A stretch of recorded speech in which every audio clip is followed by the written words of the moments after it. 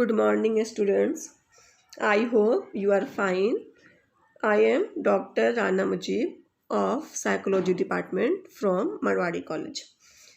As previous video, I have discussed some objective questions answers of human development. Now, today I am going to start chapter number 9, Motivation and Emotion. अभिप्रेरणा एवं संवेग। साधारण भाषा में जिसे हम प्रेरणा कहते हैं, मनोविज्ञान में उसे अभिप्रेरणा के नाम से जाना जाता है। अभिप्रेरणा अंग्रेजी शब्द मोटिवेशन का हिंदी रूपांतर है, लेकिन मोटिवेशन शब्द लैटिन के मोटम शब्द से बना है। मोटम का अर्थ टू मूव या गति करना होता है, जिसे हम आगे की ओर बढ़ना भी कह सकते हैं। इस तरह अभिप्रेरणा एक ऐसा आंतरिक बल है या अभिप्रेरणा एक ऐसा प्रेरक है जो व्यक्ति को लक्ष्य की ओर या निश्चित व्यवहार करने के लिए अग्रसर करता है। या फिर हम ये कह सकते हैं कि अभिप्रेरणा व्यक्ति की आंतरिक अवस्था है जो उसमें क्रियाएं उत्पन्न करती हैं और उस क्रिया को निश्चित दिशा में उद्देश्य की प्राप्ति तक जारी रखती हैं। यहाँ कहने का अर्थ क्या है कि अभिप्रेरणा एक आंतरिक अवस्था होती है जो व्यक्ति के अंदर क्रिया की उत्पत्ति करती है। उसके अलावा प्रेरणा एक ख़ास दिशा में व्यक्ति को ले जाती है और हर प्रेरणा का संबंध किसी न किसी उद्देश्य से रहता है, और जैसे ही उद्देश्य की प्राप्ति हो जाती है वह अभिप्रेरणा वहीं तक समाप्त हो जाती है। जैसे सपोज़ कीजिए कि किसी व्यक्ति को प्यास लगी है, तो प्यास क्या हुआ? प्यास व्यक्ति की एक प्रेरणात्मक आंतरिक अवस्था हुई, इंटरनल स्टेट हुआ। यह एक मानसिक तनाव की अवस्था भी हुई, क्योंकि हमें प्यास लग रही है, एक व्यक्ति को प्यास लग रही है और यही प्यास व्यक्ति को क्रियाशील बनाती है, जिसके परिणाम स्वरूप व्यक्ति पानी ढूंढने की क्रिया करता है। और यह क्रिया क्या हो रही है? एक ख़ास दिशा में हो रही है। प्यास बुझाने के लिए व्यक्ति जब भी तलाश कर रहा है, वो पानी की तलाश कर रहा है एक दिशा में कि किस तरफ पानी हमें मिलेगा। इसलिए अभिप्रेरणा जो है वह एक ख़ास दिशा की ओर होती है और व्यक्ति केवल वैसी ही क्रियाएं या व्यवहार करता है जिससे उसे पानी का पता चल सके। पानी ढूंढना ही उसका एक उद्देश्य होता है। इस तरह हम लोग क्या देख रहे हैं कि प्यास क्या हुई? एक आंतरिक अवस्था हो गई। पानी ढूंढना एक क्रिया हो गई और एक ख़ास दिशा में ढूंढना कि प्यास लगी है, पानी ही चाहिए, तो ये क्या हुआ? अभिप्रेरित क्रिया, एक ख़ास दिशा में होना। उसके अतिरिक्त उसका एक उद्देश्य कि हमको पानी की तलाश करनी है, तो यह एक उद्देश्य है और इसी उद्देश्य की प्राप्ति तक अभिप्रेरणा चलती रहती है।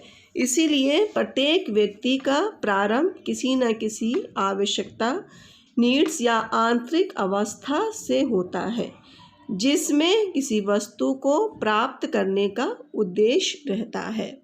ओके, जब भी अभिप्रेरणा होगा तो उसमें कोई ना कोई उद्देश्य छुपा होगा। उद्देश्य की प्राप्ति ही अभिप्रेरित करती है। That motivation is the internal state of a person which produces actions and continues that action in a certain direction till the attainment of the objective it hold. If first analyze this, the following things can be said regarding motivation. 1. Motivation is an internal state, आंतरिक अवस्था. Motivation leads to action. Motivated activity takes place in a particular direction. Each motivation is related to an objective, and motivated action continues till the attainment of the objectives. इस तरह से हम लोग क्या देखते हैं कि मोटिवेशन या अभिप्रेरणा एक आंतरिक अवस्था है. न्यूकॉम ने भी मोटिवेशन को या अभिप्रेरणा को परिभाषित करते हुए कहा है, इन्वर्टेड कॉमा में आप लोग नोट भी कर सकते हैं, कि यह जीव की ऐसी अवस्था है, यह जीव की ऐसी अवस्था है जो उसकी शारीरिक ऊर्जा को पर्यावरण की किसी खास वस्तु की ओर निर्देशित करती है. Motivation refers to a state of the organism in which the bodily energy is mobilized and selectively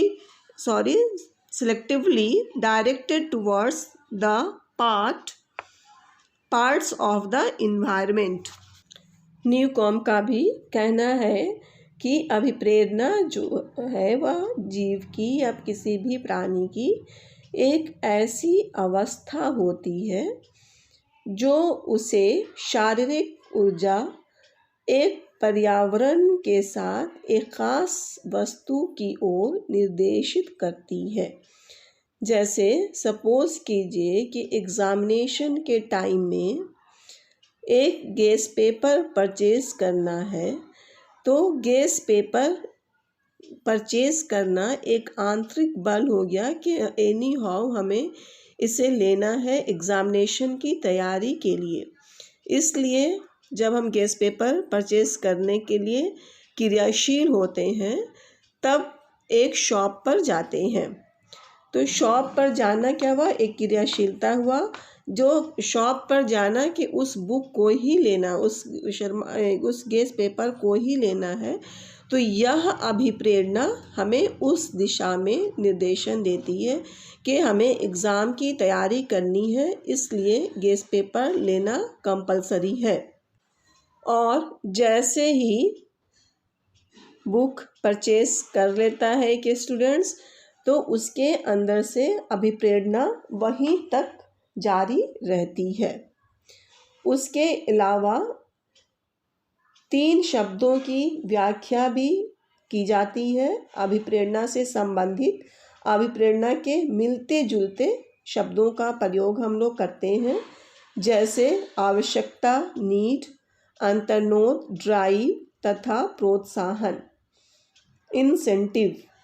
ये तीनों अभिप्रेरणा संबंधी व्यवहार के एक चक्र का निर्माण करते हैं, जिसे अभिप्रेरणात्मक चक्र मोटिवेशनल सर्किल कहा जाता है. इसी मोटिवेशनल चक्र के अंदर हम लोग अगले क्लासेस में आवश्यकता देखेंगे, नीड, अंतर्नोद, ड्राइव और प्रोत्साहन, इंसेंटिव, तीनों का क्या संबंध है. आज यहीं तक. Okay, thank you.